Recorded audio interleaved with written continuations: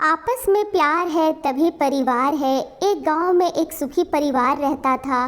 उस परिवार में 3 भाई और एक बहन थी। उनके माँ बाप उन चारों से बेहद प्यार करते थे, मगर बीच वाले बेटे से थोड़ा परेशान थे। बड़ा बेटा पढ़ लिख कर डॉक्टर बन गया था और छोटा बेटा भी पढ़ लिख कर इंजीनियर बन गया था, मगर बीच वाला बेटा बिल्कुल गंवार और आवारा किस्म का था। कुछ समय बाद उनके दोनों बेटे डॉक्टर और इंजीनियर ने शादी कर ली और महीनों के बाद ही उनकी बेटी का भी एक अच्छे घराने में विवाह हो गया। मगर बीच वाला बेटा अभी भी कुंवारा ही था। वह अनपढ़ था और कहीं पर मजदूरी का छोटा सा काम करता था। उसको शादी के लिए कोई भी लड़की नहीं मिल रही थी। उसके माँ बाप उससे बहुत परेशान हो चुके थे। अब जब भी उसकी बहन अपने मायके आती तो वह अपने डॉक्टर और इंजीनियर दोनों भाइयों से मिलती थी, मगर बीच वाले भाई से बहुत कम मिलती थी, क्योंकि वह उसे ज़्यादा पैसे नहीं दे पाता था।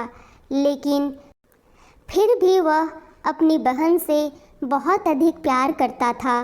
कुछ समय बाद उनके पिताजी बीच वाले बेटे को बिना शादी किए ही उनकी मृत्यु हो गई। उनकी माँ ने सोचा कहीं अब किसी के मुंह से बंटवारे की बात निकले, इसलिए अपने ही गांव में एक सीधी सादी लड़की से मंझले बेटे की शादी करवा दी।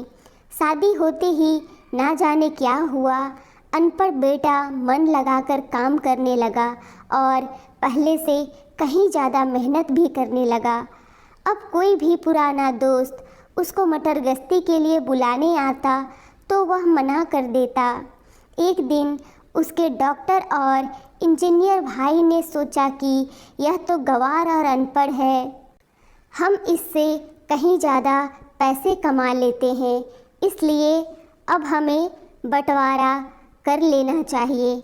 माँ के लाख मना करने के बाद भी दोनों बेटों ने बंटवारे की तारीख तय कर दी और उन्होंने अपनी बहन को भी बुला लिया।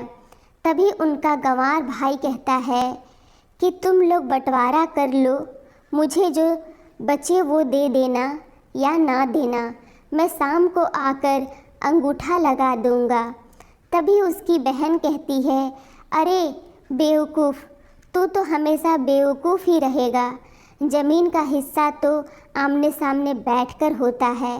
और उसकी माँ भी उसे काम पर जाने से रोकती है। उसी वक्त वकील भी वहाँ आ जाता है और कहता है कि आपका सारा हिस्सा मिलाकर 10 बीघा ज़मीन और एक मकान है।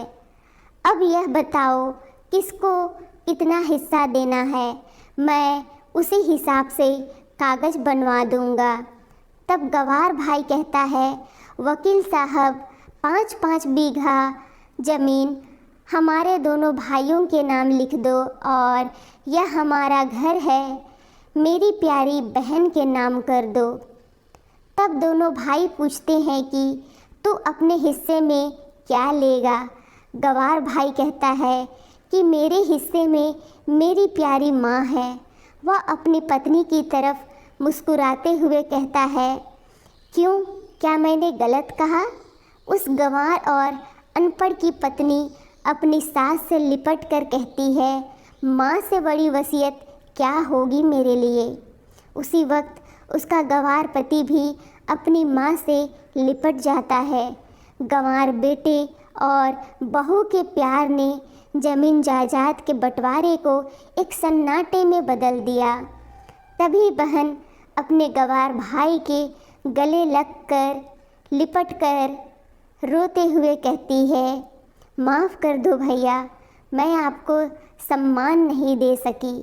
तभी उसका भाई कहता है, मेरी प्यारी बहन, इस घर में जितना अधिकार हमारा है उतना ही तुम्हारा भी है। और रही बात बंटवारे की, तो बंटवारा नहीं करने से जीवन खत्म तो नहीं हो जाएगा। क्यों करते हैं हम बंटवारा? क्या हम एक साथ मिलकर नहीं रह सकते?